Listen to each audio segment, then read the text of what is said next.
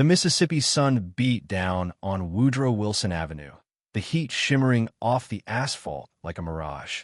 Officer Daniel Pierce squinted, sweat trickling down his temple, itching beneath his collar. He watched the black Mercedes SUV in his rearview mirror, a sleek, expensive machine that seemed out of place in this part of Jackson. Something about the way the driver held himself, the unwavering stillness, even as Pierce's cruiser lights flashed, pricked at him. It wasn't fear, not exactly. It was composure, a quiet confidence that grated on Pierce's nerves. Too calm, he thought, like he owns the damn road. He flipped on his siren, a short, sharp burst, and the Mercedes pulled over smoothly, hugging the curb. Pierce adjusted his holster, a familiar, almost comforting weight against his hip, and stepped out of the cruiser. The heat slapped him in the face, a thick, humid wall. He approached the SUV, his hand resting on the butt of his Glock. Just routine, he told himself, just another routine stop. But the unease lingered, a small, insistent thrum beneath his ribs. The driver's side window glided down, revealing a man in civilian clothes. A black man, older, distinguished, with salt and pepper hair cropped close to his skull. He sat there, hands resting calmly on the steering wheel, waiting. Something about the man's unwavering gaze, the subtle lines etched around his eyes, made Pierce's unease intensify. He recognized that look. It was the look of a man accustomed to command, a man who didn't flinch. Pierce felt a flicker of resentment, a sudden, irrational urge to assert his dominance. He leaned down, the sun glinting off his badge. License and registration. His voice was clipped official. Colonel Samuel Reynolds looked directly at Pierce, his expression unreadable. For a fleeting moment, a flicker of something amusement, pity, crossed his face before vanishing behind a mask of polite neutrality. The air crackled with unspoken tension, a silent battle of wills playing out in the space between them. Reynolds reached into the glove compartment and retrieved his documents, his movements precise and unhurried. Playing it cool, Pierce thought, his suspicion hardening into certainty. Thinks he's above the law. May I ask why I was pulled over, officer? Reynolds's voice was deep, resonant, with a hint of something Pierce couldn't quite place. It wasn't defiance, not exactly. It was more like inquiry, as if he genuinely wanted to understand. Pierce felt a surge of irritation. This wasn't how it was supposed to go. People usually stammered, apologized, pleaded. They certainly didn't question him. You ran a red light, he said, his tone sharper than he intended. Reynolds tilted his head slightly, a small, almost imperceptible movement. That light was yellow when I crossed it, officer. The words hung in the air, a quiet challenge to Pierce's authority. He felt a flash of anger, hot and sudden. He's lying, he thought. They all lie. He gripped his baton a little tighter, the rough texture grounding him. He could feel his heart beating faster, the adrenaline pumping through his veins. This wasn't about the traffic violation anymore. It was about control, about reminding this man who was in charge. Inside the cool, air-conditioned SUV, Colonel Reynolds observed Pierce's reaction. He had seen that look before, the narrowed eyes, the tightening of the jaw, the subtle shift in stance. He recognized it for what it was, fear masquerading as aggression. Years of command had taught him to read people, to decipher the subtle cues that betrayed their true intentions. He knew that arguing, raising his voice, would only escalate the situation. He had to remain calm, collected, a steady point in the swirling vortex of Pierce's insecurity. He had encountered prejudice before, veiled and overt, and he knew the best weapon against it was often quiet dignity. He handed Pierce his documents, his fingers brushing the officer's hand. He noticed the slight tremor, the almost imperceptible tightening of Pierce's grip. He's afraid, Reynolds realized, afraid of what he doesn't understand. Back at the precinct, Sergeant Bill Whitaker rubbed his temples, the fluorescent lights buzzing overhead like angry wasps. He looked at the report in his hands, the crisp white paper seeming to mock him. Pierce's arrest of Colonel Reynolds was already causing ripples, small tremors that threatened to escalate into a full-blown earthquake. He could feel the pressure mounting, the weight of expectations, the unspoken demand for damage control. Damn Pierce, he thought wearily, always stirring up trouble. He knew Pierce, his arrogance, his unshakable belief in his own righteousness. He had seen it before, the way Pierce treated anyone who didn't fit his narrow view of the world. He had ignored it, brushed it aside, hoping it would go away. Now, it was staring him in the face, a festering wound threatening to infect the entire department. Elena Martinez, a junior investigator with a reputation for thoroughness, sat across from Whitaker, her eyes fixed on the computer screen. She scrolled through Pierce's record, a growing unease settling in her stomach. The traffic stops, the arrests, the complaints, they all painted a disturbing picture. A pattern of targeting, of focusing on certain demographics, of bending the rules to fit a predetermined narrative. This isn't random, she thought, her fingers flying across the keyboard. This is systemic. She felt a surge of anger, a righteous fury at the injustice she was uncovering. She knew this wouldn't be easy, that challenging the status quo would have consequences. But she also knew she couldn't ignore it, couldn't turn a blind eye to the truth. She owed it to Colonel Reynolds, to the countless others who had suffered at Pierce's hands, to expose the rot that had been allowed to fester for far too long. The air in the room crackled with unspoken tension, the quiet hum of the computer a counterpoint to the storm brewing within its circuits. The evidence was mounting, a digital mountain of misconduct, waiting to be unleashed. The afternoon sun beat down on Woodrow Wilson Avenue, the heat shimmering off the asphalt. Officer Daniel Pierce felt the sweat prickling under his collar, a familiar discomfort that usually preceded a good bust. He approached the sleek black Cadillac CTS, his boots crunching on the loose gravel by the curb. The car, a top-of-the-line model, seemed out of place in this part of Jackson, a quiet neighborhood where such displays of affluence were rare. This discrepancy, coupled with the driver's dark skin, instantly triggered a cascade of assumptions in Pierce's mind. Probably some drug dealer flashing his cash, he thought, a smirk playing at the corner of his lips. Time to teach him a lesson. He tapped on the driver's side window, the sharp rap echoing in the stillness. Inside the Cadillac, Colonel Samuel Reynolds lowered the tinted window, the whirring motor a soft counterpoint to the officer's aggressive knock. He looked at Pierce, his expression unreadable. Years of military discipline had taught him the art of composure, a mask he wore even now, as a prickle of unease danced along his spine. He'd experienced racism before, but never with such blatant disregard for his rank and uniform. The afternoon sun glinted off his eagle insignia, a silent testament to his service. Stay calm, he told himself, his internal voice a steady anchor against the rising tide of indignation. Don't give him a reason. Step out of the car, Pierce commanded, his voice laced with the authority he had come to relish. Reynolds met his gaze, a flicker of surprise crossing his features. Why? He asked, the single word hanging heavy in the air. He hadn't broken any law, hadn't even been speeding. This felt targeted. Is this really happening? He wondered, the absurdity of the situation momentarily eclipsing his anger. Pierce's smirk widened. Because I said so, he retorted, his tone dripping with condescension. He enjoyed this part, the power he wielded, the fear he instilled. It was a drug, a potent one, and he was addicted. This is unnecessary, Reynolds stated, his voice calm but firm. He could feel the tension coiling in his stomach, a familiar premonition of conflict. He gripped the steering wheel, his knuckles whitening. Control yourself, he thought, forcing himself to breathe evenly. Don't escalate the situation. Pierce's eyes narrowed. This guy wasn't playing by the usual script. He wasn't pleading, wasn't offering excuses. It unnerved him, this quiet defiance. You're under arrest, he declared, his hand instinctively moving to his holster.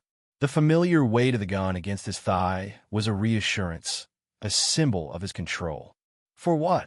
Reynolds asked, his voice still remarkably level. He knew his rights. He knew this was wrong.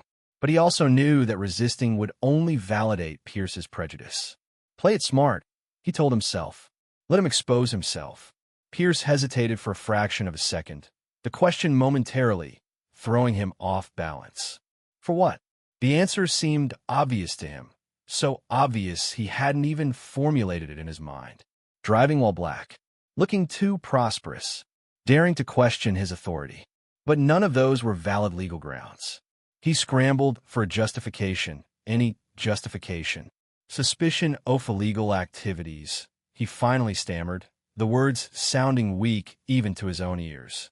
Across the street, Sergeant Bill Whitaker watched the unfolding scene with a growing sense of dread. He'd seen this before, this particular brand of overzealous policing, and he knew where it led. Headaches, paperwork, internal investigations. He rubbed his temples, the familiar throb of a stress headache beginning to build. Damn it, Pierce, he thought wearily. Not again. Pierce yanked open the car door, forcing Reynolds to step out onto the hot asphalt. Hands on the car, he barked, the words snapping through the air like a gunshot. Reynolds complied, his mind racing. Don't react, he repeated to himself, the mantra a lifeline in the turbulent waters of his anger. He felt the officer's hands patting him down, the rough touch of violation. He closed his eyes, focusing on his breathing, on maintaining control. The handcuffs clicked shut, cold metal against his wrists. The indignity of it, the sheer injustice, burned through him. But still, he remained silent, his composure a shield against Pierce's aggression. This silence, this unexpected compliance, seemed to further infuriate Pierce. He wanted a reaction, a struggle, justification for the anger simmering within him. But Reynolds gave him nothing. It was like punching a brick wall, the force of the blow reverberating back on him. What the hell is wrong with this guy? He thought, a flicker of unease creeping into his bravado.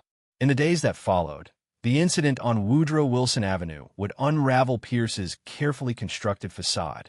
Colonel Reynolds' complaint, backed by dashcam footage and eyewitness accounts, triggered a full-scale internal investigation. Elena Martinez, a junior investigator known for her meticulous attention to detail, was assigned to the case. As she sifted through Pierce's records, a pattern began to emerge. Traffic stops disproportionately targeting black drivers. Questionable arrests based on flimsy pretexts. A history of complaints dismissed or ignored. With each piece of evidence, the picture became clearer, the truth more damning. Pierce's actions, once seen as the embodiment of law and order, were now exposed as a betrayal of the very principles he was sworn to uphold. The scandal that erupted forced Pierce's resignation, a small but significant crack in the edifice of systemic bias that had allowed him to operate unchecked for so long. The quiet dignity of Colonel Reynolds, his unwavering composure in the face of injustice, had become a catalyst for change, a testament to the power of resistance, even in its most silent form. The fluorescent lights of the Jackson police station holding cell buzzed incessantly, casting a sickly yellow glow on the chipped paint and graffiti-scarred walls. The air hung thick with the metallic tang of stale sweat and disinfectant, a familiar scent that usually brought Pierce a sense of perverse comfort, a reminder of his domain. Tonight, however, it felt like a suffocating shroud.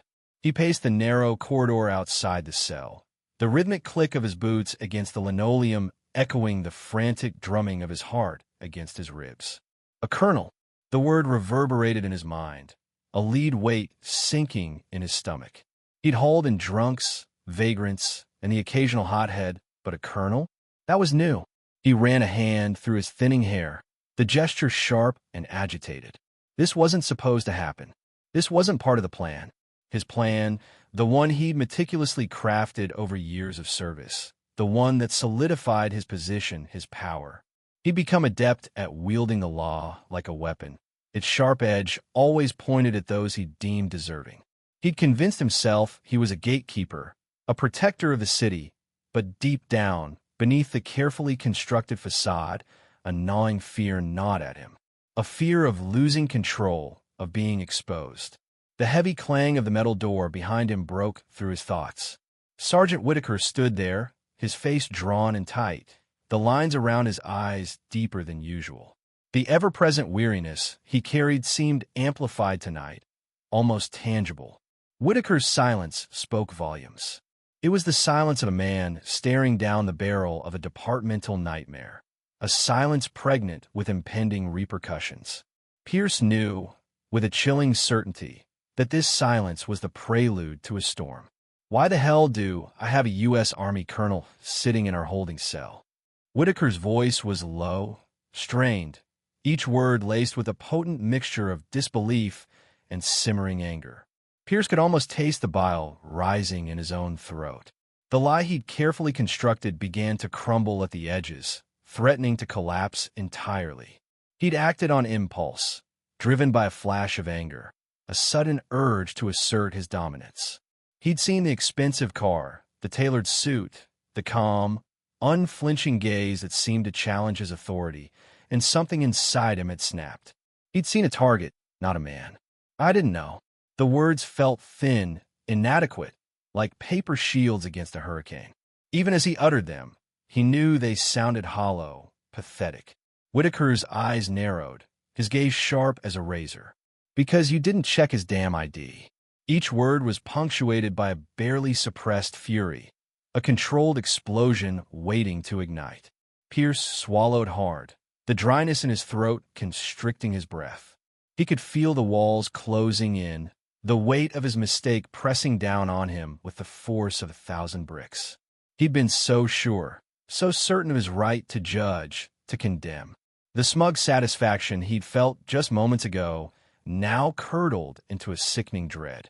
The carefully constructed narrative he'd woven around the arrest, the lies he'd told himself, began to unravel, thread by thread. He'd justified it as procedure, as maintaining order, but in the harsh, fluorescent light of the holding cell corridor, the truth was starkly, brutally clear. He'd acted out of prejudice, out of fear, out of a deep-seated insecurity that he masked with a veneer of power. The silence hung heavy, broken only by the distant clang of a cell door and the incessant buzzing of the overhead lights. Pierce could feel Whitaker's gaze boring into him, dissecting him, stripping away the layers of pretense he'd so carefully constructed.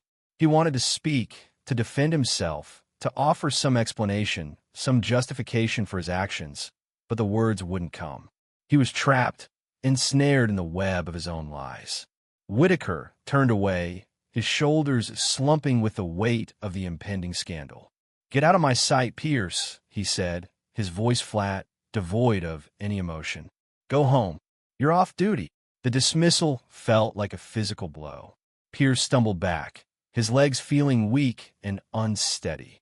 As he walked away, the echo of his footsteps seemed to mock him, a constant reminder of his failure. He could feel Whitaker's gaze on his back, a burning brand marking him with the shame of his actions. He knew, with a sickening certainty, that this was just the beginning of the end. The drive home was a blur. The streets of Jackson, usually familiar and comforting, now seemed alien and hostile. He saw flashing lights in his rearview mirror, heard sirens in the distance, each one a phantom echo of his impending doom. He gripped the steering wheel, his knuckles white, his mind racing. He'd built his career on a foundation of fear and prejudice, and now that foundation was crumbling, threatening to bury him beneath the rubble. He pulled into his driveway, the house looming before him, a dark, silent testament to his failures. He sat in the car for a long time, the engine ticking, the silence amplifying the turmoil within him. He knew that tomorrow would bring the storm. The investigation, the interrogations, the public scrutiny. He knew, with a desolate certainty, that everything he'd built, everything he'd thought he'd secured, was about to be ripped away. He finally stumbled out of the car, the cool night air offering little solace. As he walked towards the house, the darkness seemed to swallow him whole. He was a ghost, a shadow of the man he thought he was. And in the quiet of the night, the fear he'd suppressed for so long finally consumed him. The fluorescent lights of the Jackson police station hummed, a dull counterpoint to the rising tension that crackled in the air. The usual low murmur of police radio chatter had been replaced by hushed whispers, punctuated by the sharp ring of telephones.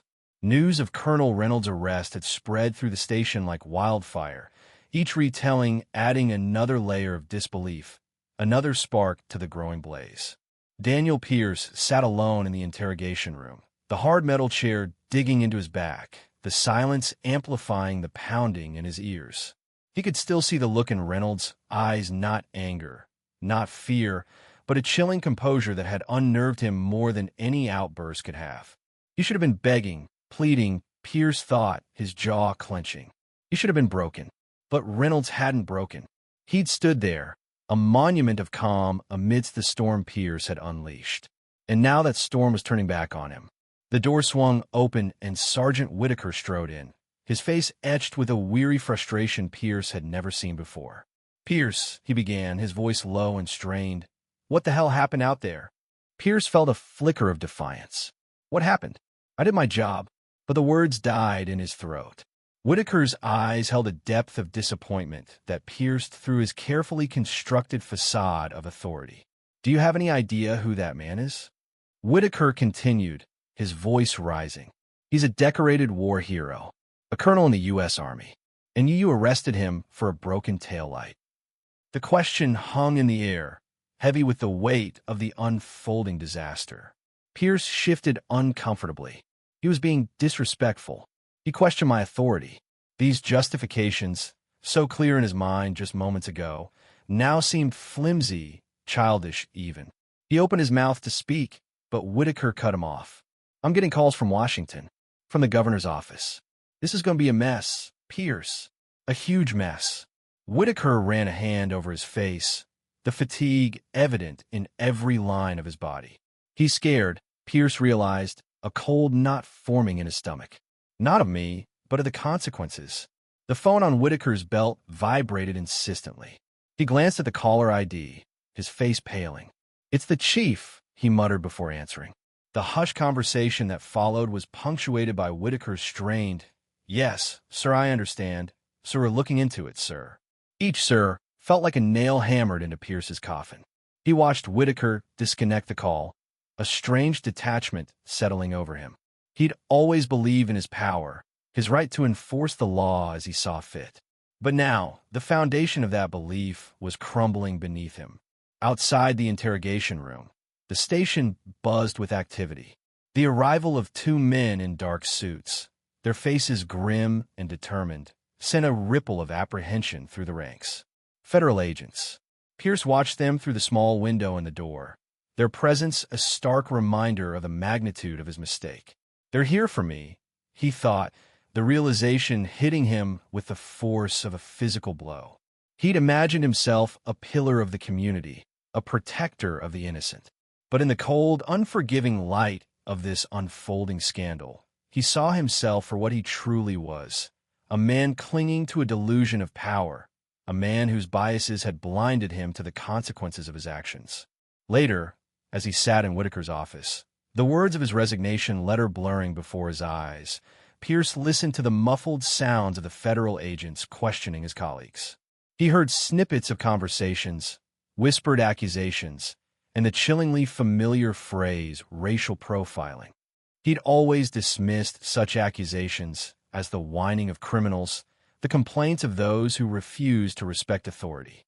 But now, hearing it spoken in hushed tones within the confines of the station, he felt a sickening twist of guilt. Elena Martinez, a young investigator he vaguely recognized, moved through the station with quiet efficiency, her sharp eyes missing nothing. He'd seen her type before, driven, meticulous, and utterly incorruptible. He knew, with a chilling certainty, that she would uncover the truth. She would peel back the layers of his carefully constructed persona, exposing the rot beneath. The phone rang again, shattering the tense silence. Whitaker answered, his voice strained. "Yes, this is Sergeant Whitaker, yes. He's resigned. The investigation is ongoing." He hung up, his gaze settling on Pierce, a mixture of pity and disgust in his eyes. "It's over, Pierce," he said, his voice heavy with finality. "It's all over." Pierce nodded, the words echoing the hollow ache in his chest. He'd built his career on a foundation of fear and control, And now, that foundation had crumbled, leaving him exposed and alone in the wreckage of his own making. The hum of the fluorescent lights seemed to mock him, a constant reminder of the sterile, unforgiving reality he now faced. The night stretched before him, long and dark, a bleak reflection of the future he had so carelessly destroyed. The fluorescent lights of the interview room buzzed, a relentless, insistent hum against the silence. Daniel Pierce sat stiffly, the metal chair cold beneath him. He could feel the dampness of his own palms, a stark contrast to the meticulously polished surface of the table separating him from Investigator Martinez. He'd envisioned this conversation countless times, strategized, rehearsed justifications, each one dissolving into a hollow echo now that the moment was here. He told himself it was just a formality, a minor bump in the road of his otherwise exemplary career. But the knot in his stomach tightened with each passing second. He hadn't anticipated the woman's stillness, the unsettling calm that radiated from her. It was as if she were a predator, patiently observing her prey before the final, fatal strike. Elena Martinez pushed a thin file across the table, the sound amplified in the confined space. It landed precisely in the center, a silent accusation. Officer Pierce. Her voice was smooth, even, devoid of any inflection that might betray her thoughts. He could smell the faint, sterile scent of antiseptic clinging to the air, oddly at odds with the creeping sense of unease that filled the room. Want to explain why over 80% of your traffic stops involve black men? His jaw tightened. He'd expected a barrage of questions, accusations hurled like grenades. This quiet, almost clinical approach unnerved him more. He cleared his throat, the sound brittle. I don't target people. I stop suspicious vehicles. The words tasted stale in his mouth, even to his own ears. He shifted in his chair, the metal protesting with a screech. Suspicious. He'd used that word countless times, a blanket justification, a shield against scrutiny. But now, stripped bare in this sterile room, the word felt flimsy, inadequate. He could see the skepticism in Martinez's eyes, a subtle flicker that betrayed the carefully neutral expression she maintained. Martinez didn't respond immediately. She simply opened the file, her fingers lingering on a particular page. The silence stretched, punctuated only by the insistent buzz of the lights. He felt a bead of sweat trickle down his temple. This wasn't how it was supposed to go. He was the one in control, the one holding the power. Yet here he was trapped in this sterile box, feeling the walls closing in. Officer Pierce. Martinez's voice cut through the silence, sharper now, a thin blade slicing through the tension. It's not just one stop. It's a pattern, a consistent, undeniable pattern. She tapped the file, her finger resting on a highlighted section. 3 stops in a single week. All black men, all driving late-model sedans, all for broken taillights. Her gaze locked onto his, unwavering. He could feel the blood draining from his face. His mind raced, scrambling for a defense. He could cite procedure, quote statistics, anything to deflect the accusations. But the words caught in his throat, choked by a sudden, suffocating wave of guilt. He'd known, hadn't he? Known deep down that his justifications were hollow, that his actions were driven by something darker, something he refused to acknowledge. He'd buried it, pushed it down, hidden it beneath layers of self-justification and denial. But now, it clawed its way to the surface, a festering wound exposed to the harsh light of scrutiny. He could see the reflection of his own face in the polished tabletop, a pale, distorted image of the man he thought he was. The confident, righteous officer he projected to the world was a facade, a carefully constructed mask. He saw the fear in his own eyes, the fear of exposure, of the consequences he'd so diligently avoided. Martinez leaned back in her chair, the movement almost imperceptible. Officer Pierce, she continued, her voice low, almost gentle. Do you understand what implicit bias means? The question hung in the air, heavy with unspoken accusations. He wanted to deny it, to rage against the injustice of it all. But the words wouldn't come. He'd built his entire career on a foundation of perceived order, of control. The power he wielded, the uniform he wore, these were his armor, shielding him from the chaos of the world. But now, that armor felt brittle, cracked. The chaos he'd so meticulously avoided was seeping in, threatening to engulf him. He shifted in his chair, the metal screeching again, a sound that grated on his nerves. He could hear the faint hum of the air conditioning, the rhythmic ticking of the clock on the wall. Each sound seemed magnified, amplified in the oppressive silence. He looked at the file, the highlighted sections mocking him with their undeniable truth. He closed his eyes, trying to block out the images flashing through his mind. The faces of the men he'd stopped, the fear in their eyes, the humiliation he'd inflicted. Martinez waited, her patience unsettling. He knew she wasn't just investigating individual incidents. She was dissecting his entire career, exposing the rot that had festered beneath the surface. And he knew, with a sickening certainty, that he couldn't escape it.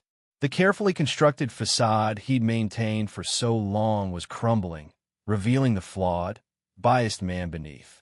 The silence stretched, each tick of the clock a hammer blow against the remnants of his composure.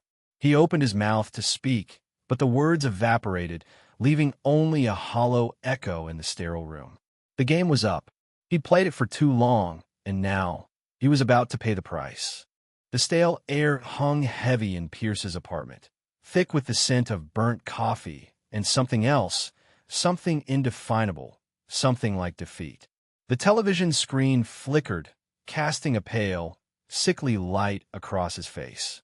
His eyes, bloodshot and ringed with dark circles, were fixed on the image of Colonel Reynolds, his uniform crisp, his posture impeccable.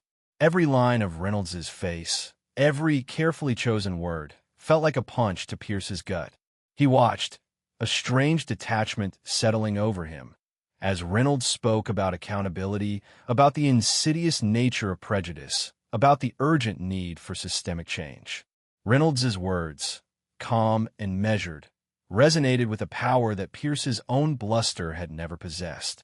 He hadn't imagined it would come to this, hadn't allowed himself to even consider the possibility. He'd been so sure of his own invincibility, so confident in the shield of his badge. Now that shield felt like a lead weight, dragging him down, suffocating him. A cough rattled in his chest. He reached for the remote, the plastic cold against his clammy palm.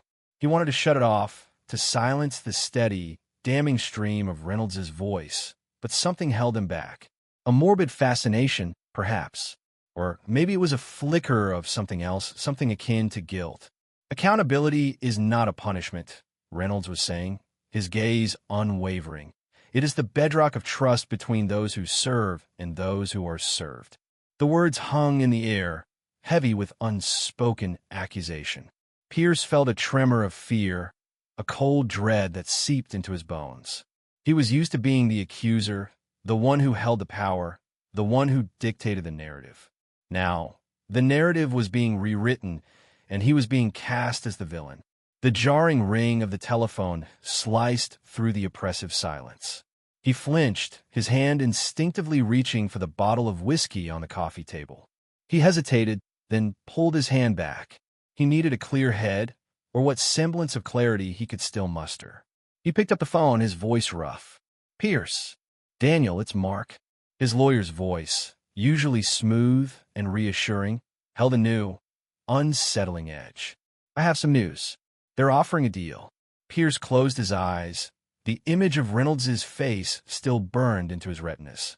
He could hear the lawyer's words, but they seemed to be coming from a great distance, muffled and distorted. A deal? What kind of deal could they possibly offer? He had crossed the line, he knew that. He had let his arrogance, his blind certainty, lead him down a path of no return. What kind of deal? He managed to ask, his voice barely above a whisper. "Resignation, in exchange for dropping the charges. They're not pursuing criminal prosecution, but they're going to make an example of you, Daniel. They're going to dissect your entire career, every arrest, every complaint. They're going after everything." The lawyer's voice was low, almost conspiratorial. "They've already found a pattern. Racial profiling. Excessive force. Pierce gripped the phone tighter, his knuckles white. He felt a wave of nausea wash over him. It wasn't just the fear of losing his job. It was the fear of exposure, the fear of having his carefully constructed facade ripped away, revealing the ugliness beneath. He sat in silence for a long moment, the weight of his choices pressing down on him. He saw the faces of the people he had arrested, the fear in their eyes, the humiliation he had inflicted. He had justified it to himself, convinced himself that he was upholding the law, protecting the community. But now, the truth was staring him in the face, stark and unforgiving. He had abused his power, and now he was paying the price. The apartment felt colder now, the flickering light of the television casting long, distorted shadows. He could still hear Reynolds's voice echoing in his ears, a constant reminder of his failure. "Think about it, Daniel," the lawyer said, his voice tinged with pity. "This is the best you're going to get." He closed his eyes, picturing the badge he wore with such pride, the symbol of authority that had become a symbol of his shame. It was over. His career, his reputation, everything he had built reduced to ashes. He took a deep breath, the air catching in his throat. "Fine," he said, his voice hollow, devoid of emotion. "I'll resign." The lawyer's sigh of relief was audible even over the phone. "Good. I'll draw up the papers." The line went dead. Pierce slowly replaced the receiver, the plastic cold and lifeless in his hand. He looked around the apartment, the familiar objects now imbued with a strange sense of alienation. He was a stranger in his own life, a ghost haunting the ruins of his own making. He turned back to the television, where Colonel Reynolds was concluding his statement.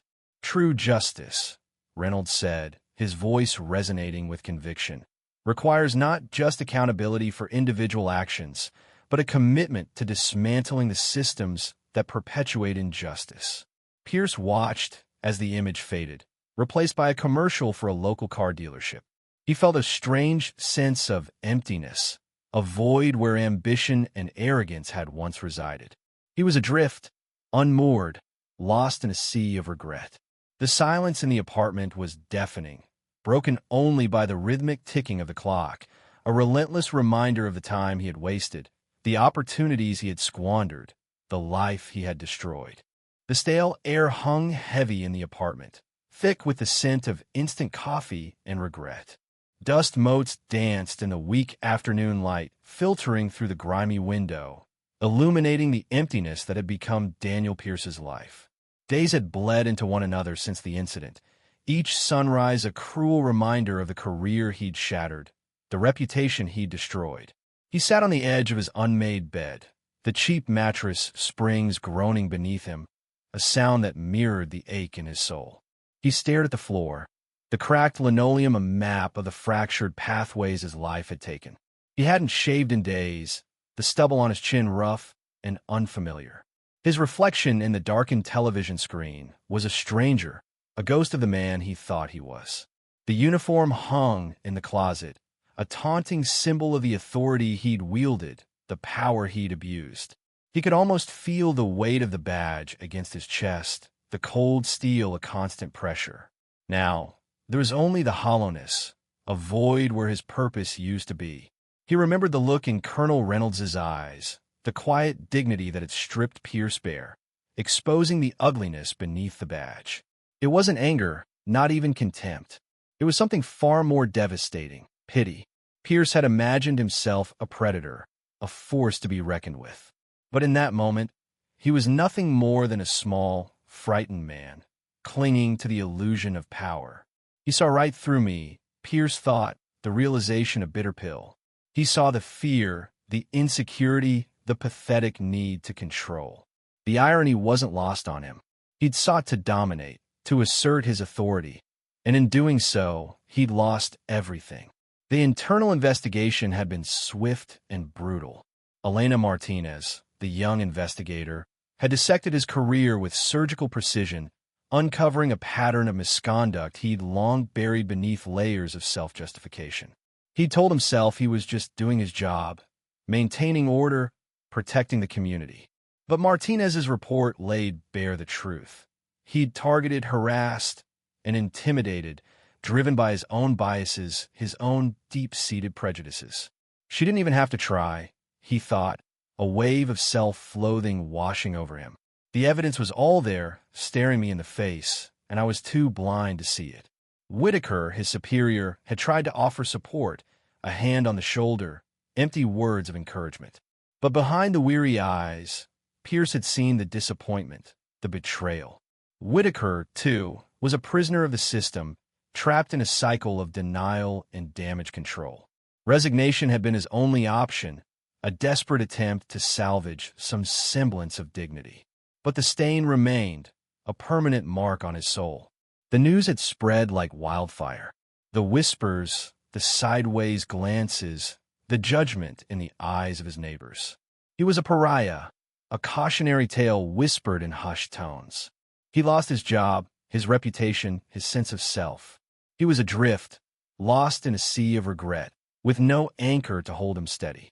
He ran a hand over his face, the rough stubble a reminder of his neglect, his descent into apathy. He hadn't eaten properly in days, the thought of food turning his stomach. Sleep offered no escape, his nights plagued by nightmares, replays of the incident, the weight of his actions pressing down on him. And yet, amidst the wreckage of his own life, he couldn't deny the small, flickering flame of hope he saw in the distance. Reynolds's calm defiance, his unwavering commitment to justice, had sparked something. The city was talking, finally acknowledging the systemic issues that had festered for so long. There were calls for reform, for accountability, for real change.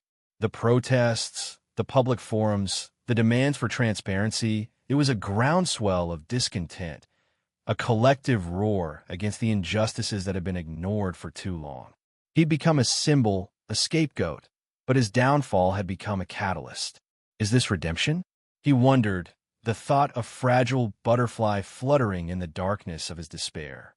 Can one man's ruin pave the way for a better future? He didn't have the answers. He was just a broken man, sitting alone in his ruined apartment, grappling with the consequences of his choices. But as he looked out at the city lights twinkling in the distance, he couldn't shake the feeling that something had shifted, that the world was different now, changed in ways he couldn't fully comprehend. The questions lingered, unanswered, hanging in the air like the dust motes dancing in the fading light. What will become of this city? He mused, the question echoing in the silence. What will become of us all?